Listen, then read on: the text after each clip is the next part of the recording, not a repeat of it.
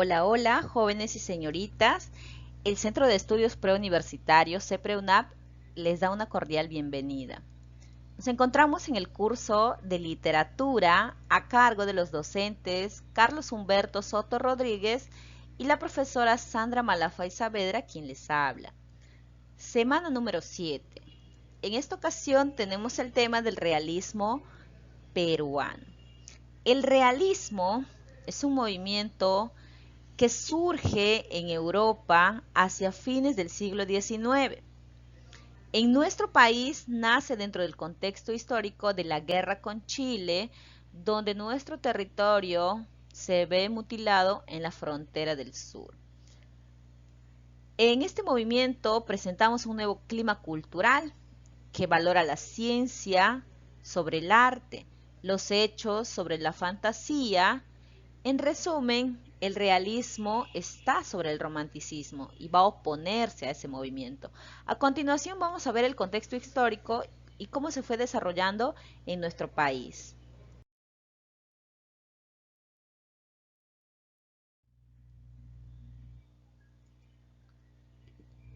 Veremos ahora el contexto histórico-cultural del realismo peruano.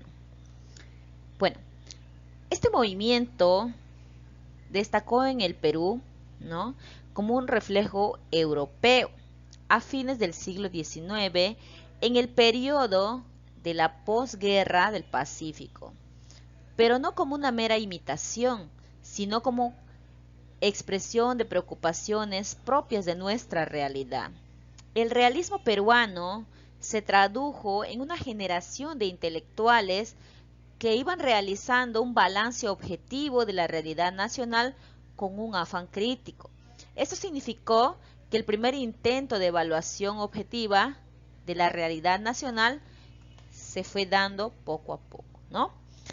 Bueno, en el realismo básicamente va a resaltar lo que es la novela.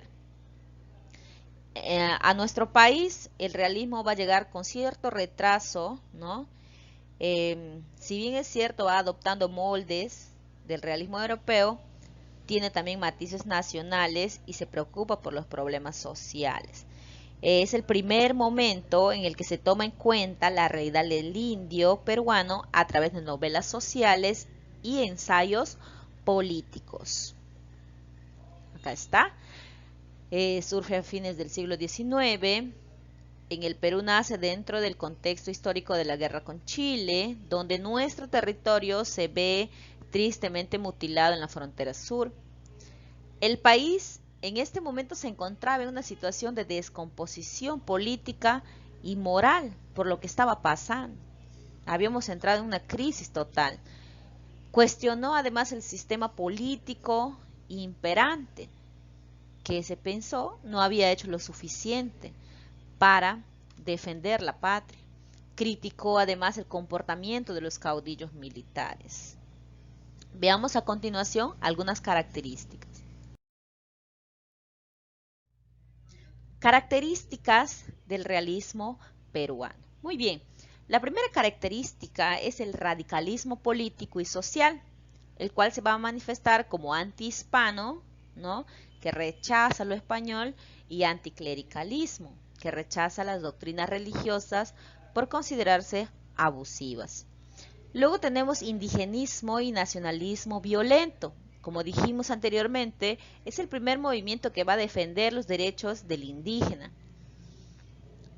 Lo que tenemos básicamente es la censura al pasado y la exaltación del futuro. Según el realista, dice, ya no se puede hacer nada frente a los hechos que ya se han dado, pero podemos levantarnos, o en este caso podemos restaurar nuestro país yendo con una mira hacia adelante. Esta corriente marca bastante la objetividad, ¿no? Se enfocó en los problemas sociales de su época. Además, posee un propósito pedagógico y didáctico, ¿no? Describe con precisión a los personajes y escenarios. En el realismo, el lenguaje que vamos a usar es totalmente sencillo y claro. Básicamente, el escritor pretende llegar a toda la población y que todos entiendan qué es lo que realmente está pasando a través de la literatura. Representantes del realismo peruano. Tenemos al máximo exponente del realismo peruano, el señor Manuel González Prada, con su obra, ¿no? Con su ensayo, Páginas Libres. Luego tenemos a Mercedes Cabello de Carbonera, con su máxima obra, El Conspirador. Tenemos además a la señora Clorinda Mato de Turner, con su célebre obra, ¿no?, que criticó el abuso silindio, llamado Ave sin nido. Luego tenemos a Abelardo Gamarra, alias El Tunante. 100 años de vida perdularia es su obra más conocida.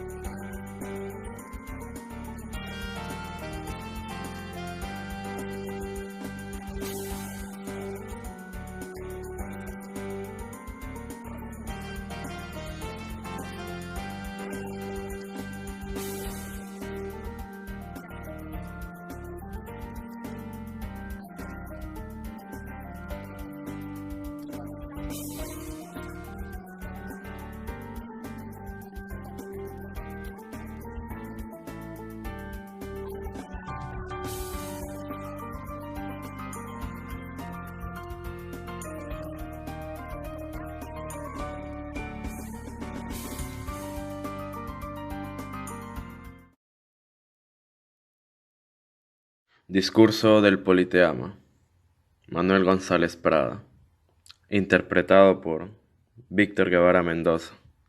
Señores, los que pisan el umbral de la vida se juntan hoy para dar una lección a los que se acercan a las puertas del sepulcro. La fiesta que presenciamos tiene mucho de patriotismo y algo de ironía. El niño quiere rescatar con el oro lo que el hombre no supo defender con el hierro.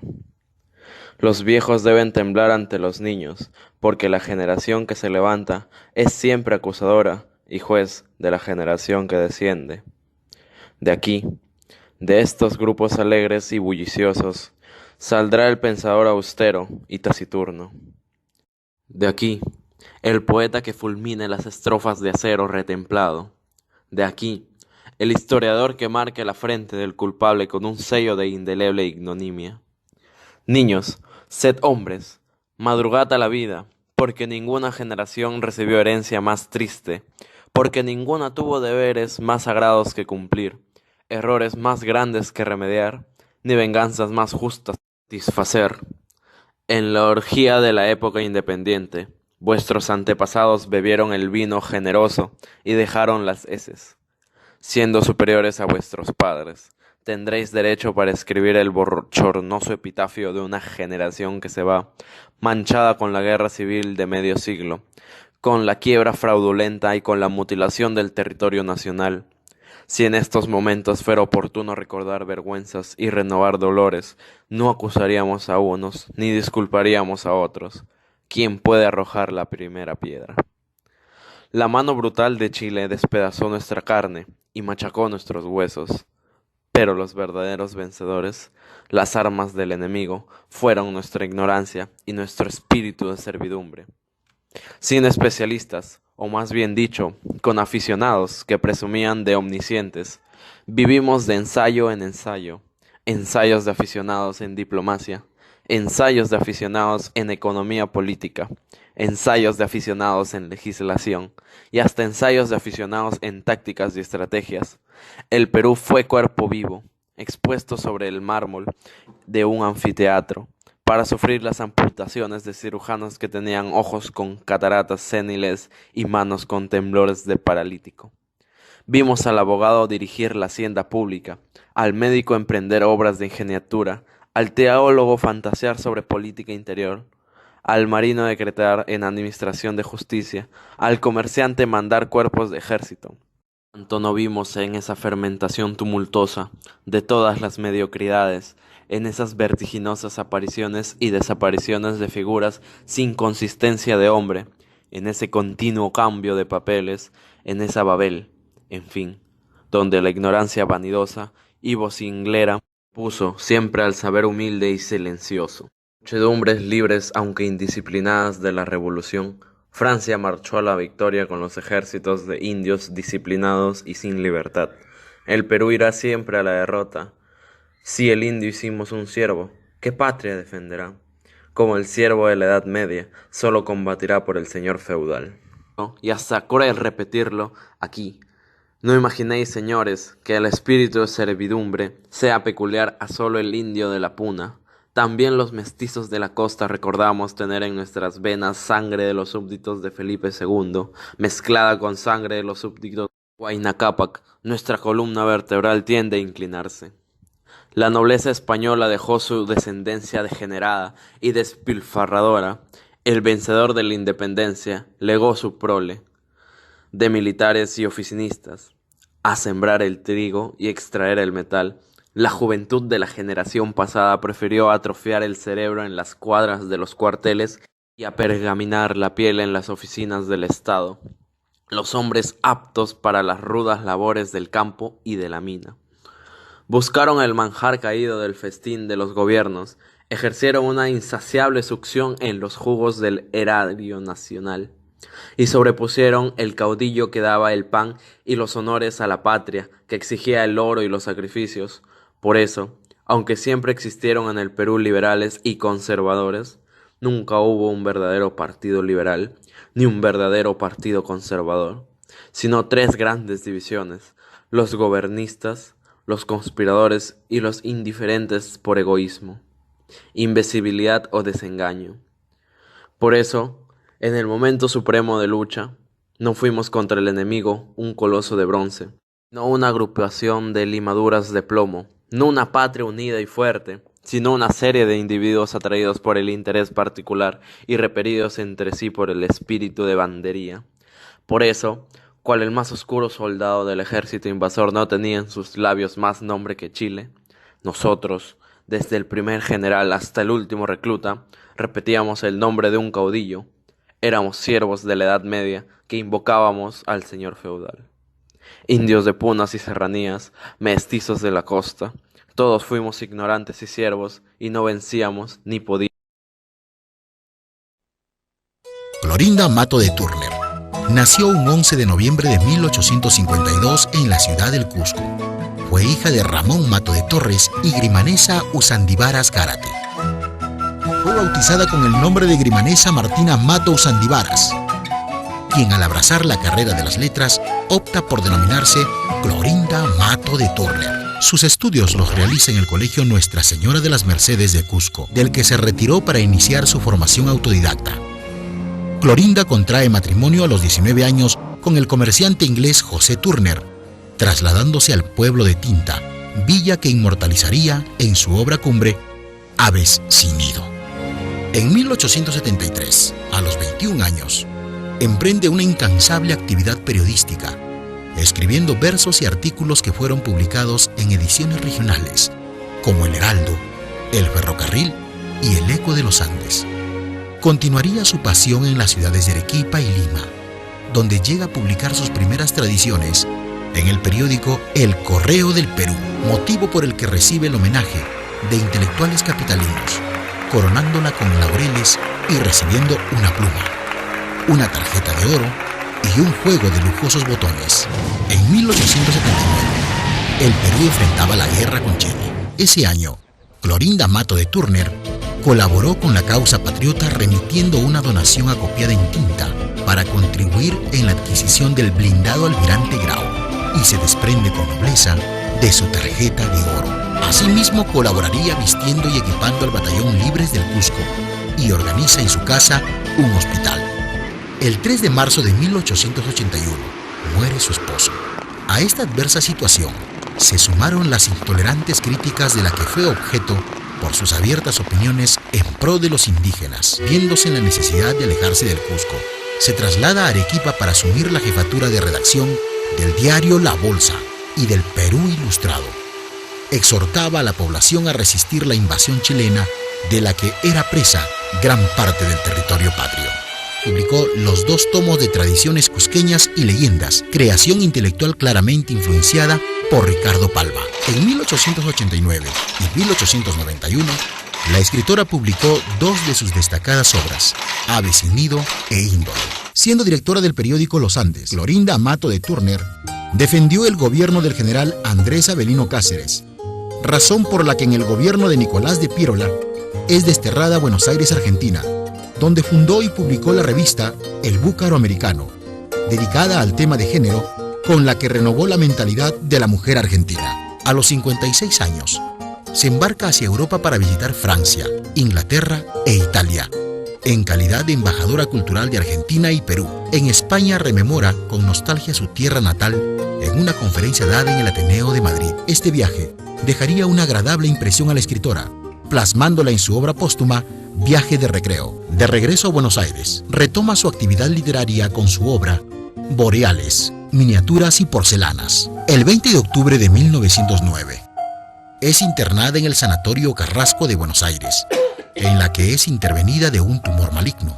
Aquí su recuperación se vio frustrada por una congestión pulmonar que provocó su muerte el 25 de octubre de 1909 a la edad de 56 años. Clorinda Mato, autora de novelas y tradiciones que hasta hoy se leen con gran interés, es recordada por todas las generaciones como el más noble ejemplo de solidaridad, justicia y ser la gestora de la reivindicación de la raza indígena y de la mujer ante la corrupción de su época. Una luchadora social incansable que batalló para que todos puedan acceder a la educación y lograr la identidad nacional en todos los peruanos.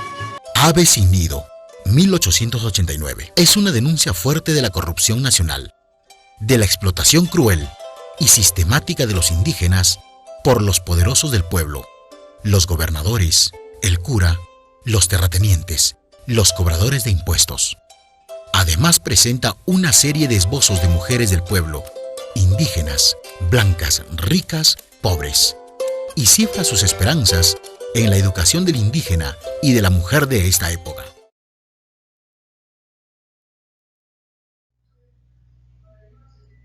Presentaremos ahora la obra Ave sin nido de Clorinda Mato de Turner. En esta novela se presenta el abuso de las autoridades gubernamentales y obispales ante la población indígena. La novela va exponiendo un cuadro social de este pueblo, ¿no?, ficticio Quillak, que expresa el estado social del indígena ante los abusos de la dignidad contra las mujeres de aquel pueblo. En este pueblo vivían don Fernando Marín y su esposa Lucía, quienes con bondad y desprendimiento son los únicos que protegen y defienden a los indios. Esto provoca la ira del cura y de otros notables. Pronto, estos urden un plan para asaltar la casa de los esposos Marín. De esta conspiración y asalto mueren 2 indios y para disimular su culpabilidad señalan al indio Isidro Champi, compañero de la iglesia, como autor del asalto y por consiguiente de las muertes ocurridas. Martina, la esposa de Isidro, en el trance de ver preso a su esposo y sin saber el porqué, busca desesperadamente apoyo y ayuda. En tal circunstancia es que se encuentra con su compadre Escobedo, individuo inescrupuloso que en lugar de aliviar sus pesares provoca la pérdida de sus animales, ¿no? En esta obra vamos a ver cómo es que los indios carecían de derechos y que hacían pues lo que querían con ellos y con sus tierras. Aquí vamos a ver la historia de 2 jóvenes enamorados que finalmente terminan siendo hermanos. Muy bien, como ya hemos visto el tema del realismo, ahora vamos a pasar a la segunda sección, que es la autoevaluación. Cada uno de ustedes tiene una sección de preguntas que van a ir resolviendo poco a poco a medida que vamos desarrollando el repaso en clases. Cualquier duda, cualquier pregunta, ya saben que lo pueden hacer al profesor Carlito Soto o a mi persona. Nos vemos en la siguiente clase.